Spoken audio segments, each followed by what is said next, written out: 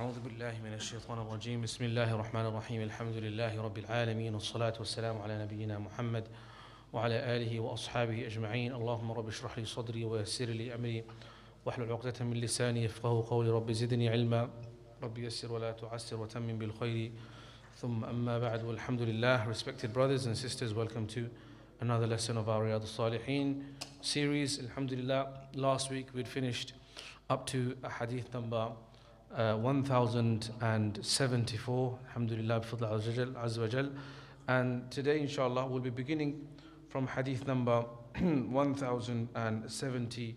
73 we finished, so 1074 we'll be starting from. And that brings us on to the chapter of the importance of Salah itself. Now, of course, we know that Salah is fard. We know that Salah is the first obligation upon a Muslim after taking their Shahada, and it is the second pillar of Islam. And yet we find ourselves often lazy, we find ourselves not wanting to pray Salah on time, or even if we pray, we find ourselves being very quick and rushed in our Salah. And that is why it's very important that we remind ourselves again and again. And that's why the Quran says, وَذَكِّرْ فَإِنَّ الذِّكْرَ تَنْفَعُ الْمُؤْمِنِينَ. Remind the believers, because reminder is very beneficial, is beneficial for Muslims, for those who have a heart of listening. إِنَّ فِي ذَلِكَ لَذِكْرَى لِمَنْ كَانَ لَهُ قَلْبٌ. There is a reminder in the Quran and in reciting and studying of the Quran and tafsir and hadith for those who have a heart of listening.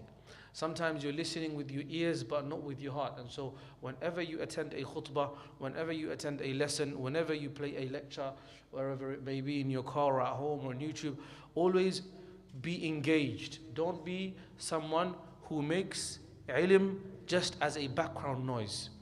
The hadith that says Allah does not turn away from you until you turn away. And Allah, the wording is bored from you until you get bored. And so we should remain engaged. If ilm and hadith and Quran and etc. become just noise for us, we're just listening, we're not listening properly with our hearts, trying to take fa'idah from it, trying to take hidayah from it, trying to practice it, trying to teach it, not engaging with it, then we would be like those about whom the Prophet ﷺ complained in the Quran, وَقَالَ الرَّسُولُ يَا رَبِّ إِنَّ قَوْمِ اتَّخَذُوا هَذَا الْقُرْآنَ مَهْجُورًا. The Prophet ﷺ and the Prophet complained that, oh my Rabb, my people have turned away and done hijrah away from the Quran. We don't want to be of those, because if you turn away, وَإِن تَتَوَلَّوْا يَسْتَبْدِلْ قَوْمًا غَيْرَكُمْ. If you turn away from Allah, Allah will change you and replace you easily.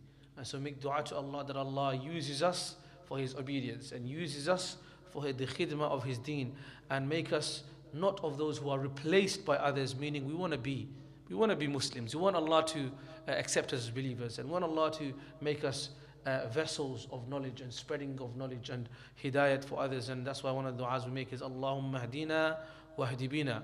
Oh Allah, guide us and guide others through us. Waj'alna sababan liman ihtada, and make us a means of those who are guided. What's greater than someone being guided by yourself? وَمَنْ أَحْسَنُ قَوْلًا مِمَّنْ دَعَا إِلَى اللَّهِ. There is no one better than the person who calls to the way of Allah. Chapter number 193, باب الأمر بالمحافظة على الصلوات المكتوبات. Chapter number 193, والنهي الأكيد والوعيد الشديد في تركهن. The chapter in which we are commanded to preserve and protect and look after and protect our salawat that are fard, and the very strong, very emphasized command to not ever leave them. Such that there are hadith you will come across that will say it is in fact kufr. A person will lose the iman by not praying. And inshallah we'll study and analyze and speak about them as they come. First is some ayat, two ayat he brings Imam al-Nawawi at the beginning of this chapter. He says, حافظوا على الصلوات والصلاة الوسطى.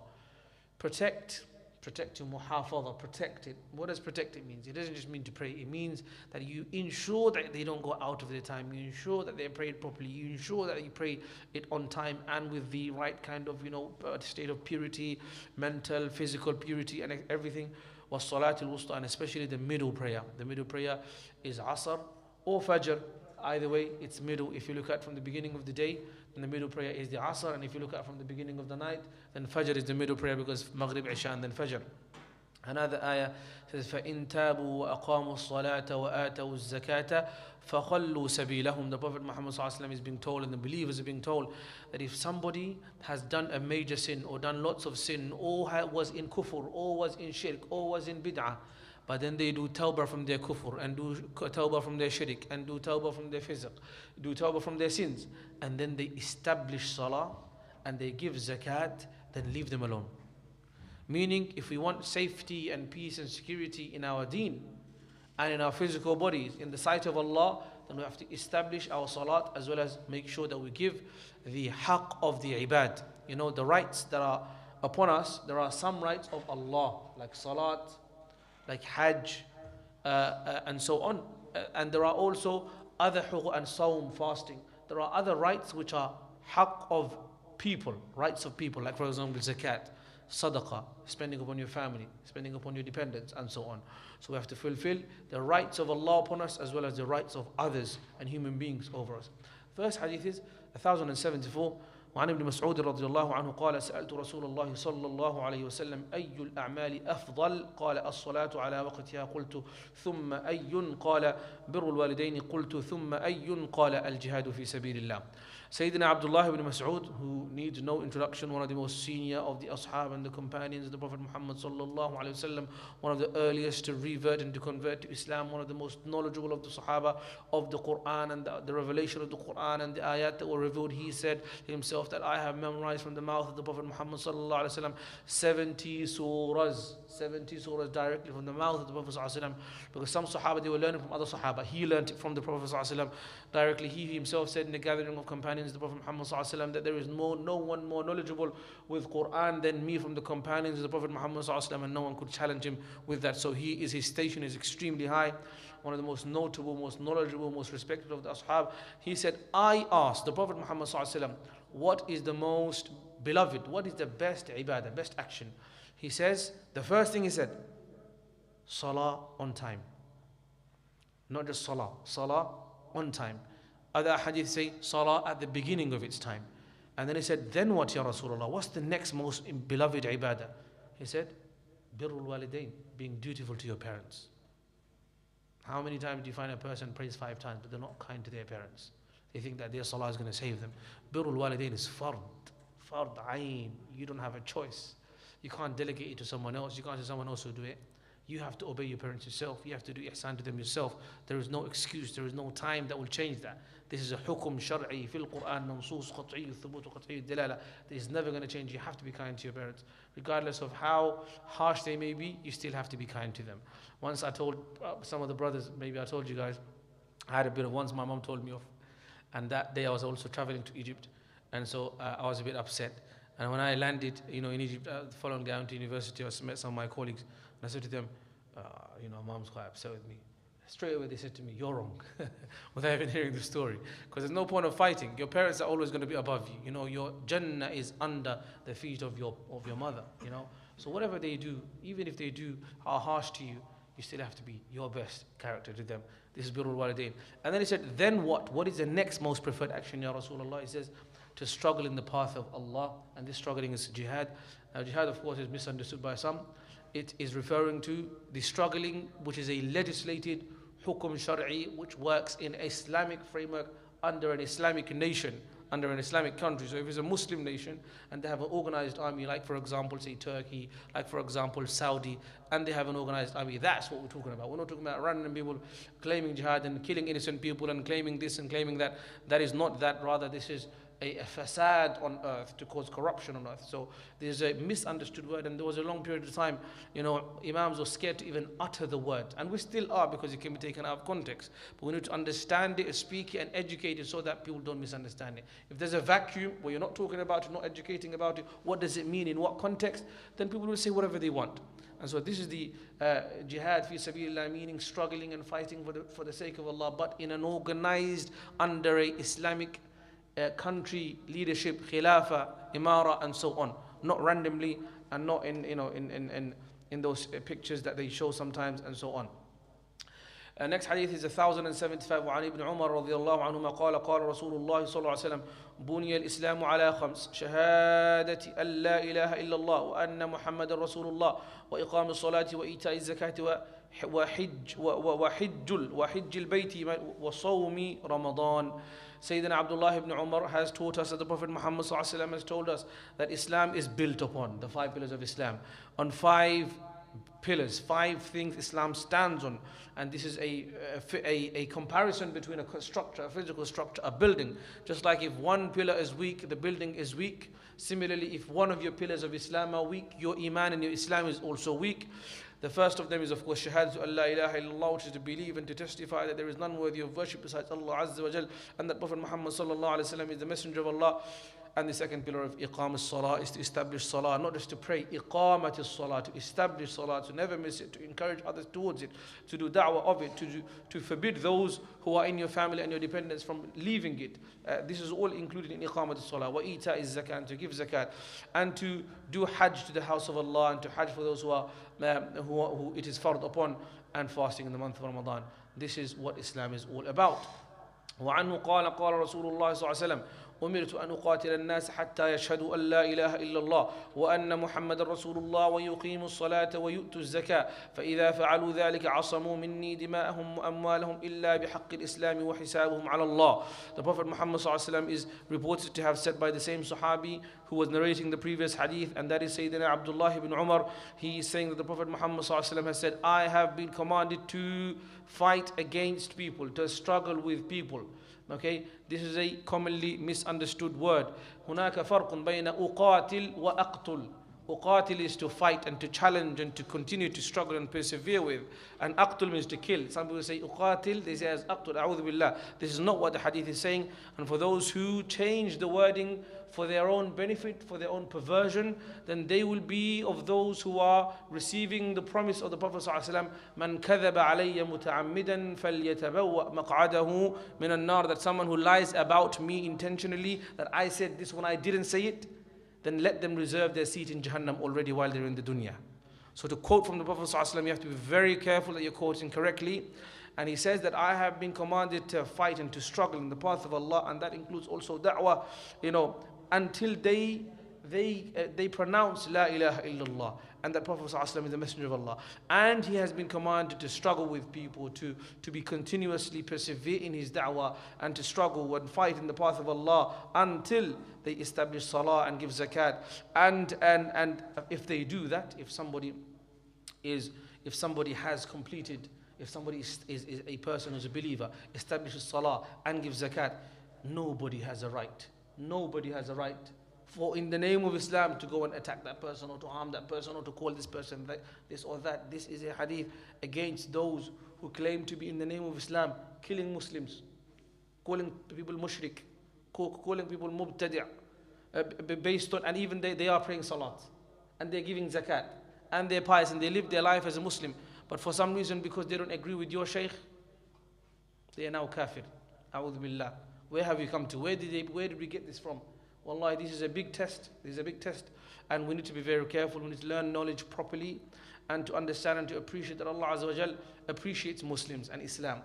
There are many ayat that we can quote from the Quran, that even if someone is giving you salam and greeting you the greeting of Islam and prays towards the same qibla as you, they are safe from all sorts of harm. Al-Muslimu man salima al-Muslimuna min lisanihi wa yadihi. Al-Muslimu man salima an-nasu min lisanihi wa yadihi. A Muslim is that person from whose hand and from whose tongue other Muslims, one narration. Another narration, other people are safe from. So we shouldn't be, and nobody should be, in the name of Islam, doing anything wrong like that, as you know what I'm talking about. وعن معاذ رضي الله عنه قال بعثني رسول الله صلى الله عليه وسلم إلى اليمن فقال إنك تأتي قوما من أهل الكتاب فادعهم إلى شهادة أن لا إله إلا الله وأني رسول الله فإنهم أطاعوا لذلك فأعلمهم أن الله تعالى افترض عليهم 5 صلوات في كل يوم وليلة فإنهم أطاعوا لذلك فأعلمهم أن الله تعالى افترض عليهم صدقة تؤخذ من أغنيائهم فترد على فقرائهم فإنهم أطاعوا لذلك فإياك وكرائم أموالهم واتقي دعوة المظلوم فإنه ليس بينها وبين الله حجاب. This hadith is a teaching of the Prophet Muhammad sallallahu alaihi wasallam. It is a briefing. This hadith is a briefing given to one of the most respectable of the Sahaba. He is being sent as an ambassador, as a representative, as a governor on behalf of the Prophet sallallahu alaihi wasallam. Can you imagine the Prophet still alive and is making someone else a governor to say, you are now permitted and representing me in this particular land, to be a representative of me and to be my minister on my behalf. And that is Sayyidina Mu'adh ibn Jabal. He was sent to Yemen. Yemen is ma'ruf. When he was leaving, the Prophet ﷺ gave him the following briefing, the following wasiyah, the following advice. He says, you will indeed come to a people from Ahlul Kitab, from the people of the books, from the Christians, and perhaps from the Jews too. Okay, he says then, thereafter, when you arrive to them, when you come to them, invite them to, fad'uhum, invite them to, don't force them to. La ikraha fi din, you can't coerce religion upon anybody. Those who try to force Islam on others, where are they getting, which Islam are they forcing if Allah says la ikraha fi din? Okay, invite them to shahadat Allah ilaha, invite them to the shahada of la ilaha illallah, and that I am the Prophet, I am the messenger of Allah. And then he said, if they obey you in this matter, i.e. if they become Muslim, if they obey you, then you tell them the next part. Of course, it's an order. Shahada is first pillar completed first, and then the next pillar, which is that then teach them. فَإِنْهُمْ أَطَاعُوا لِذَلِكَ, if they obey you in shahada, in the first pillar, then teach them that Allah has made fard upon them 5 salawat in every day and night. Some of the days salahs are in the day and some of them in the night, i.e. 5 salahs daily. And then if they obey you for salah, فَإِنْهُمْ أَطَاعُوا, if they obey you for that, then tell them that Allah Azza wa Jal has made fard upon them a sadaqah, a charity. Now this sadaqah is referring to zakat. Okay, sadaqah and zakat are interchangeable sometimes. And of course we now, for donations, we make a difference for so people understand. We say zakat, especially for zakat. And sadaqah is sort of, general donation. But in fact, the Quran and this hadith also is clear that, they are interchangeable. Allah says, إِنَّمَا الصَّدَقَاتُ لِلْفُقَرَاءِ. That sadaqat, referring to zakat in Surah Tawbah, is for fuqara, and He gives the 8 categories of those who are recipients of zakat. So He says, a sadaqah Allah has made fard upon them, and that's why we know it's zakat, because there is no other sadaqah that is fard except for that, which is zakat. تُؤْخَذُ مِنْ أَغْنِيَائِهِمْ, and is taken from their poor and given to taken from their rich and given to their poor. That's the process. It's a transfer of wealth. It's a cycle of ownership that Allah Azza wa Jal has legislated and designed and made it fard so that everybody. And that's one of the interesting things about, if you ever study, for example, Islamic finance or how money works in Islam, you will see that money is supposed to be rotating. It's supposed to be rotating all the time. It shouldn't be stagnant. It shouldn't be. That's why hoarding is wrong. You shouldn't just leave it. Some people just leave a huge amounts of wealth. And I've heard from a very good brother, mashallah, he told me that he was in charge of a large amount of business accounts for people. He said there are thousands of Muslims who die and no one knows they have millions of pounds in their accounts. Because of their stinginess, they never even told their wife. Who takes the money? The bank. Can you imagine? Who's one? Even his own inheritance, his own flesh and blood, don't receive it because of shuh. That's why, stinginess is such a disease. It's one of the diseases of the heart, and we should fight it. Anyway, so this is the idea that it's taken, the zakat is taken from the rich, those who are owners of nisab, and we need to do a separate seminar for zakat, because I have seen one of the most misunderstood subjects is zakat. Too many of our Bangladeshi families, they think that only women give zakat if they have 7 body of shuna, and no one else gives zakat. They don't realize that if the moment you own 250 pounds, doesn't matter if you're man, woman, if you're 16 or 18, if you're baligh and you have 250 pounds, you are already in zakat category. First thing is you recall when that date is. You started part-time job. MashaAllah, Allah allow you to save up 250 pounds. That's when your zakat year has already begun. From there, say for example, it was the first day of Ramadan or first day of Shawwal, whenever it was, you remember the date. That's the first step to giving zakat. First step to giving zakat is to know when you become nisab owner, zakat eligible. 250 pounds is the nisab that we're saying, just to ease of understanding. And so now, it doesn't matter if that amount is accumulated from gold, from cash, from silver, or business goods. You might have 200 pounds in cash, but 50 pounds worth of iPhone cases that you're trying to sell on eBay. This is also business goods. the value of which is £50. So when you become owner of £250, your year has begun. What day is that you have to remember? Because whenever that day comes again the next year, that's your zakat year ended. So what you do is at the end of the year, when the date repeats, that's when you recalculate your property and you see how much cash, how much gold, how much silver, how much business goods you have. And say, for example, now, mashallah, you've been doing halal business, Allah made it from £250 to £25,000. Allahu Akbar, amazing. And it's possible. Allah's, multiplied your income. Now what you do is £25,000. Say, for example, your zakat year began in the 5th of Ramadan. On the 4th of Ramadan, you're doing this. The day before, so you don't go out of date.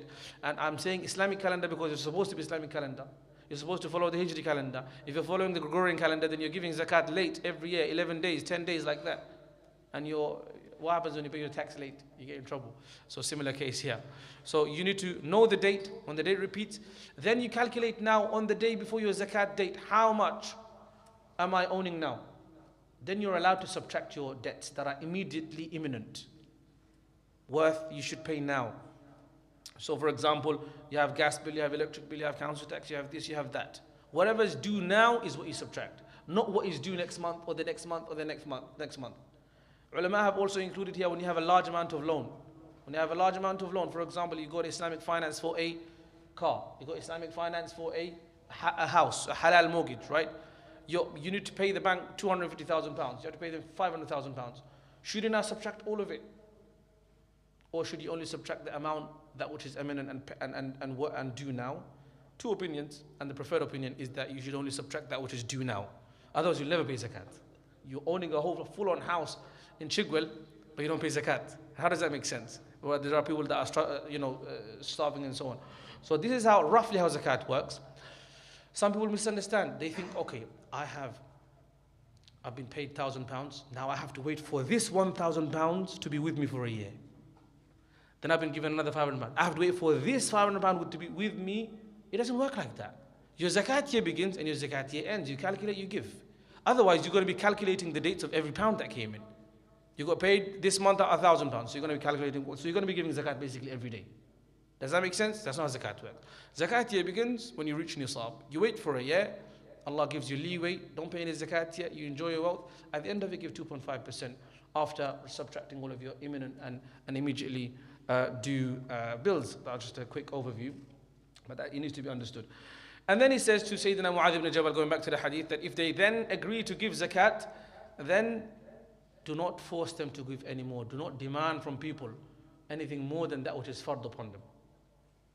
And then he says, don't oppress anybody and fear Allah in the dua of the madhloom. If you oppress someone and they make dua against you, the hadith is saying, there is no ittaqi da'wat al-madhloom. Be careful, be conscious of Allah, and be fearful of the dua of the oppressed person, because there is no curtain between the dua of the madhloom and Allah. Allah will listen to it directly. Here, interesting point, that madhloom doesn't have to be Muslim. If that madhloom is even non-Muslim and they curse you and make dua against you, there is no curtain between that even. So it's very important that we don't oppress people, don't harm them, don't take from their rights and so on and so forth. And of course to give zakat, inshallah. That's a summary of that. وعن جابر رضي الله عنه, جابر ibn Abdullah, we've spoken about him so many times before. قال سمعت رسول الله صلى الله عليه وسلم يقول إن بين الرجل وبين الشرك والكفر ترك الصلاة رواه مسلم. This is an interesting hadith that calls for a lot of discussion.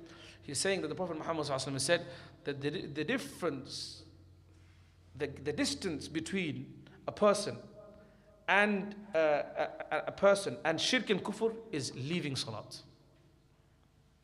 Here's where the discussion begins, right? Is the tariq salah a Muslim, or is he a kafir? Is he a mushrik? Because the hadith is saying the difference between a person and a mushrik and a kafir is the person is someone who leaves the salah. Notice here he didn't say the one who doesn't pray. He said tarkus salah, the one who left the prayer. Left. There's a difference between doesn't pray and left the prayer. So what does this mean? In summary, the majority of the scholars have said that this is talking about someone, the kufr would be applicable to the person who left the salah, i.e. left it out of religion and considers it to be not a part of Islam, doesn't believe it in the first place. Does that make sense? If you do inkar of a fard from the faraid of Allah, even if it's a letter from the letters of the Quran, if you reject it, then you have done kufr. So the tark here, according to majority of scholars, is referring to the person who has said that basically doesn't consider salah to be fard in the first place. Other scholars have said it's the person who has left salah completely, i.e., they may accept that we have to pray, but never prays. Completely distanced, left it out completely. So that's another opinion. But notice that this opinion is stricter than the former. Others have said, a bit more stricter, said that a person who leaves salah intentionally, consecutively, intentionally, then even if it's not completely left out, but leaves salah regularly, then that person would have also committed kufr. So there is a spectrum of opinions there, but I do say majority is of the opinion that this is applying to, and when I say opinion, I'm not talking about some random people, I'm talking about the ulama, scholars, muhaddithun, fuqaha, and so on. And they are talking about the person who has denied that salah even exists as a part of Islam. That person has indeed committed kufr, and if they are on shirk, of course, they have committed also shirk. That's the way to understand it. What do we take from that as Muslims that after prayed Salatul Isha? It means for us that we should never ever leave salah.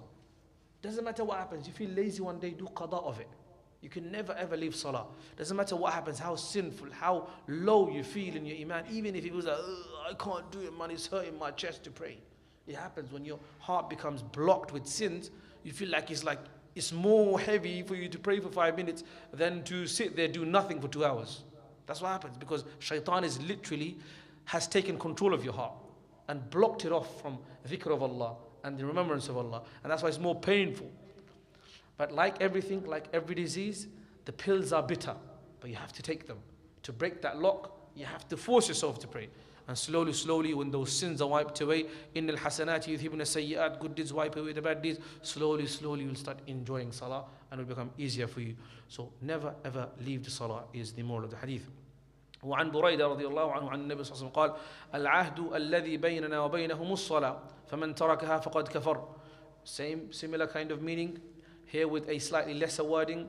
The Prophet صلى الله عليه وسلم is narrated to have said by Sayyidina Buraidah رضي الله عنه وأرضاه that the contract or the ahd, the thing that the differentiation between us and them, i.e. non-Muslims, is as-salah. Whomsoever has left it completely has committed a form of kufr. Now, we've explained what that means. Now, I want brothers and sisters to understand this point as well. Someone who may commit kufr, okay, isn't necessarily a non-Muslim. There is a difference between committing an action of kufr and leaving Islam. There is a differentiation. How can I give the example? Because some people will not like it. For example, a person who tells a lie, for example, okay, you can call them a liar, but for someone to be considered a liar, outright liar, it would have to be someone that consistently lies. A chronic liar, lies all the time. Perhaps it's a good example. Allahu Alam. But the point is, someone may say, for example, if someone doesn't pray and even is then considered by the scholars who have considered it to be kufr, it doesn't necessitate all the time that they have completely denied shahadatu Allah ilaha illallah. Kufr could be a major sin, but they may still believe in ashhadu an la ilaha illallah wa ashhadu anna Muhammad Rasulullah. Separate discussion for a separate day. It's more to do with the aqidah, to be honest. But the point is, we should again, moral of the hadith is never ever leave salah. And if you know anyone that's leaving salah, please remind them that this is, according to a lot of scholars, you could be committing kufr. You could be outside the fold of Islam for this. So it's a very strong warning for all of us. وعن شقيق ابن عبد الله التابعي المتفق على جلالته رحمه الله تعالى كان أصحاب محمد صلى الله عليه وسلم لا يرون شيئا من الأعمال تركه كفر غير الصلاة. This Tabi'i is narrating that the companions of the Prophet Muhammad صلى الله عليه وسلم never considered any ibadah that is so important that if you leave it, you've committed kufr, except for salah. Again, a reminder of the whole discussion as well as the value of salah itself. Okay, the next one is وعن أبي هريرة رضي الله عنه قال قال رسول الله صلى الله عليه وسلم إن أول, this is a very important hadith, listen to this, إن أول ما يحاسب به العبد يوم القيامة من عمله صلاته. Sayyidina Abu Hurairah is narrating that the Prophet Muhammad صلى الله عليه وسلم has said, the first thing you will be calculated about on the day of judgment, on يوم القيامة, is your salah. فمن صلحت فقد أفلح وأنجح. فإن صلحت sorry فقد أفلح وأنجح. If your salah is intact, then basically, you know how it is, if the beginning is good, then inshallah. So he's saying the hadith, he's saying that if your salah is correct, then you have basically reached towards success. You've already become successful and you've already succeeded. وَإِنْ أَفْسَدَتْ If their salahs are not good, not intact, not on time, not praying all the time, not praying properly in your salah as well, فَقَدْ خَابَ وَخَسِرْ They have already lost out and they have already become a loser. They have already basically been defeated.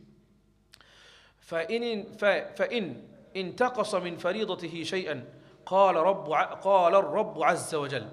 If for example, if some of the fard is missing, for example, he's prayed fard, but sometimes he made it out of time, he made it qada, or sometimes in fard salah they lost attention, lost a gap, and so on, didn't focus.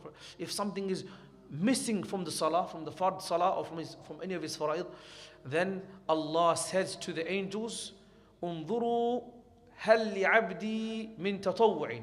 Look at all of his actions. Is there any nafal ibadah? This is the importance of nafal ibadah. It can save your day. It can save your life. فيكمل بها من تقص من الفريضة. And if there's any nafal ibadah, sunnah and nafal are considered to be in the chapter of nafal because it's not fard. So whatever is not in fard are considered to be in the chapter of nafal, though there are differentiations in terms of their emphasis and their importance. So sunnah mu'akkada is of the highest level, and then sunnah ghayr mu'akkada, and then mustahab and mandub, and then of course is mubah, or like that in that order.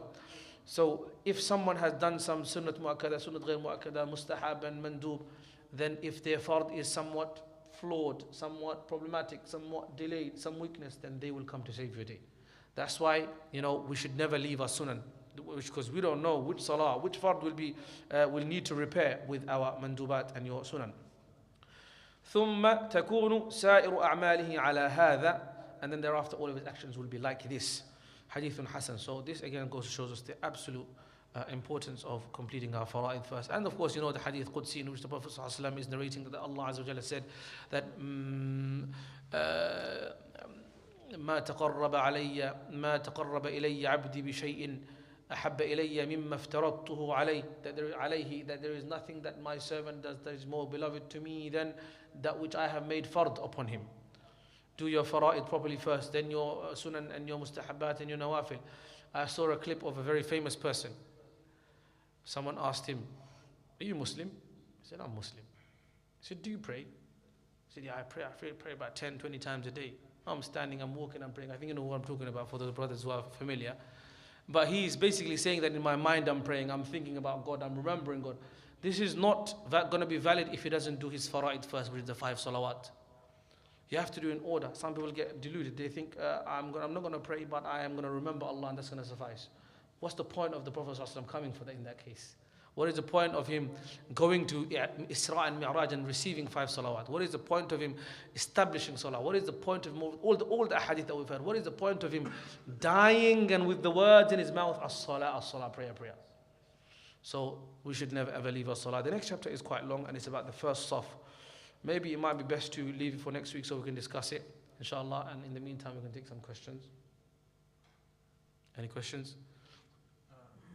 So, if a person is consistently late to the prayers, does that become a sin, or just does he lose rewards and stuff? Well, if you look at it from the perspective that to come for salah on time and to catch the first saf is an emphasized sunnah, then the rule says that if you miss an emphasized sunnah consecutively and consistently, then you are initially blameworthy, then you become sinful for being persistent on leaving an emphasized sunnah of the Prophet Muhammad sallallahu alaihi wasallam. So in that regard, a person could be, and so we should try to avoid that, inshallah. Imagine you wake up after the sunrise and you're not allowed to pray Fajr. You should wait for a little bit, for 10 minutes, 15 minutes until the sun has risen, and then you can pray your Fajr Qada. So if the sun has already risen, sunrise, and you see the sunrise, then you should wait for 10 minutes until the sun has risen, then you should do your Qada after that. Because during the sunrise time, we shouldn't be praying. Prophet ﷺ forbade that. Is that okay, or is there a follow-up question from that? Is that fine? Yeah. Any other questions? Some brothers have questions afterwards. If you have any questions, let's just say them now. Bismillah.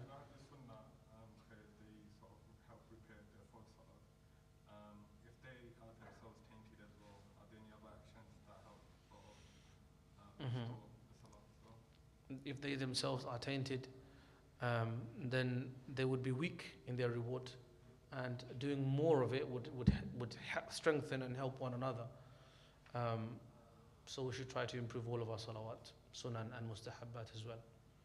Because if that's your last defense, your sunan, then we are going to be struggling. May Allah protect us all, inshallah. I mean, yes. What should I do if I miss sunnah? Should I do it later or? If it's in the waqt, if it is in the time of the salah is still there, for example, fajr, you've missed the sunnah of fajr, then you should pray afterwards. If it's dhuhr, you're supposed to pray the sunnah al-ratiba, which is the sunnah before dhuhr, then you can pray after, if it's still in waqt. But generally in the Hanafi school, they maintain that there isn't a requirement for you to do qada of sunnat. There is only a requirement for you to do qada of fard and wajib. But there is a different mas'ala. If you want to, I believe other ulama will allow doing qada of sunan even. So if it's in the same waqt still, say for example you're in Zuhr and you missed 4 rak'at of sunan before, then you can pray it after salah. After you pray your 2 rak'at of sunnah after prayer, and then you can pray those you missed. Regarding the Asr prayer, so I'm a bit confused. When I see on the calendar it says first mithal, then second. So which one, like, Okay. when does it start? It starts in the first mithil. And according to some scholars, namely Sayyiduna al-Imam Abu Hanifa rahmatullah alayhi and those who followed him, it starts in the second mithil. What does that mean? What's mithil about? So basically there are ahadith of the Prophet ﷺ, majority of which, basically there are ahadith that tell you when salah begins, when salah ends. They give specific times. In the Quran there is a summary. أقيم الصلاة لدلوك الشمس إلى غسق الليل وقرآن الفجر. There are like that, general timings. But as for the specific timings, when Fajr starts, when Fajr ends, when Dhuhr starts, when ends, when Asr starts, when it ends, is mentioned in the hadith of the Prophet ﷺ. A lot of the ahadith are saying that the Asr Salah begins when the shadow of a thing becomes one mithil, one likeness of it. So if you're 5'7" and your shadow is 5'7", then that's when Asr has begun. It's not really about your shadow. What it's actually about is the sun, where the sun is at. Because when the sun is inclining, that means your shadow will be getting longer, right? If it's midday, then there's no shadow, it's right underneath you. So when the sun is moving from here, it's like a light. So when it points towards you from the side, and the shadow of a thing, when it becomes one mithil, the same height as the thing itself, then according to most of the hadith, it is that's when the Asr time is beginning. There are, however, of course, other hadith which say that the Asr begins when the shadow of a thing becomes twice its length, mithlayhi, and that's where you get the second mithil from. Mithil means the likeness of it. Mithil means example, same basically. So second mithil is saying that according to the second opinion, which says Asr begins at the second mithil, that's when Asr time begins. And the first mithil is saying, according to the opinion which says that Asr starts with the size of everything, the shadow becomes one size, that's when it begins. Who says of the first and who says of the second? Majority of the scholars are of the opinion that it's the first mithil. However, Imam Abu Hanifa rahmatullah alayhi, and obviously in these areas, most of the masjids are officially following the Hanafi school of law because that's the background and because that's the congregation, and that's why they usually do the jama'ah after the second mithil. Interesting thing is, one of our teachers, and I've mentioned his name before, Sheikh Usama Abdul Azim, he was a Shafi'i, and Shafi'i, that means he doesn't believe in the second mithil. Okay, he believes in the first mithil, because that's majority of the scholars, including Shafi'i and Hanbali and so on. He is Shafi'i, but in order to respect the opinion of Imam Abu Hanifa, he would pray his dhuhr on time, of course, before the first mithil even comes in, but he would pray his asr after the second mithil, to combine between the two opinions. So that's an explanation of what mithil is. For you to pray on the first mithil is fine, it's no problem. But for you to pray on the second mithil, it would perhaps allow for you to catch jama'ah, so you shouldn't miss that. Jama'ah is an added value, is 27 times more reward, and so you should go with that. Follow your local masjid, basically. Barakallah feek. Anything else? Any other questions? طيب, Jazakumullah khairan. Inshallah, we shall resume our lesson, this one hadith class, next week. and tomorrow is our Hadith class, inshallah. And I was going to cover the hadith of the gaps in Saf. It's so many hadith like that, and we see that there's too many gaps in our sufuf sometimes. We should be careful that we don't leave gaps, and we should encourage others to fill up all of the gaps, but don't be harsh. What's the toe-to-toe stuff? So there are hadith that say that you should be, and you'll see them, it's about shoulder to shoulder. The emphasis is on leaving no gaps. Some ulama have said shoulder to shoulder and feet to feet, while other ulama have said that hadith are persistent on shoulder to shoulder, not necessarily feet to feet. And so where there is an ikhtilaf, we should take it easy. If someone doesn't want to touch your feet, why are you chasing his feet? No, but I'm not trying to make fun of people, but sometimes some brothers are so keen on touching your feet that they're leaving your shoulder. Whereas there is more emphasis on touching your shoulder, i.e. body to body. Body to body. But some people are more keen on touching their feet, they're spreading it out that their bodies apart. That's against the sunnah. Is there a certain amount of gap you should have between your feet? There's mention of that in the Hanafi school, for example, there is actually ikhtilaf, there's many aqwal. Some say 4 fingers, some say up until the size of your body. Generally, it's more relaxed. It's more relaxed. But when we're talking about taswat al-sufuf and leaving and having no gaps, that's very important. We're talking about no gaps between your bodies. And the Prophet ﷺ would make sure that the safs are attached. Make sure that there is no, because an attachment is a way also of straightening. If your shoulders are attached, that means your body is in line. So like that. From the hadith that you'll see in the chapter as well in Riyadus Saliheen next week, inshallah, you'll see that the mention and the emphasis on shoulder to shoulder. And that's why in my reminder of before Salah, I say make sure there are no gaps. Because that's the point. Make sure there are no gaps. Shoulder to shoulder and feet to feet is an indication, as in a reminder of how to leave no gaps. The main point is leave no gaps. Come together. Because other hadith say if you leave gaps, shaitan will come in. So that's the whole point. Other hadith say if you make gaps, Allah will make gaps in your hearts, i.e., differ your hearts, and you become disunited. And he says, be together in your sufuf like the malaika stand. They have proper attached to one another, very close. That's the idea, and that's the sunnah of the Prophet Muhammad sallallahu alaihi wasallam. Can you gesture to someone if there is a gap during prayer? Can you? Gesture to someone. You can gesture, but not too much. You can, because just too much gesture then falls into amal kathir, but small gesture. That's also another misunderstood mas'ala. Some of us are so rigid in our salah, and we think that any movement will break your salah. It's not actually as such. Small amount of movements for necessity is permitted. Even taking a step forward to fill up the gap is permitted. For you to move out of the way because someone's trying to leave the masjid is also permitted. Some brothers don't know that they're praying the sunnah and tahajjud and everything after Jum'ah, and the whole entrance is blocked. Of course, there's no jihad after Jum'ah. It's supposed to be, it's sunnah, but you're supposed to move. Even if you're praying sunnah, someone's trying to leave, move away. Take a step to the side. It's jaiz. Main thing is your chest doesn't turn away from the qibla. And you're not moving around too much. You just start walking around, of course. 1 or 2 steps here and there when needed, as and when required, is jaiz and it's masnoon. It's from the sunnah of the Prophet ﷺ. Let's say you're in a situation that you're praying and someone is not close enough to you. So what should you do? You should move towards them. You should move towards them instead of dragging them towards you. Otherwise, some brothers mind as well. So it's a matter of also calculating. If you see an elderly uncle and you know that he's not going to have it, so maybe the better way is to after salah remind him nicely in a very mu'addab way, instead of having a fight with the elderly uncle during salah.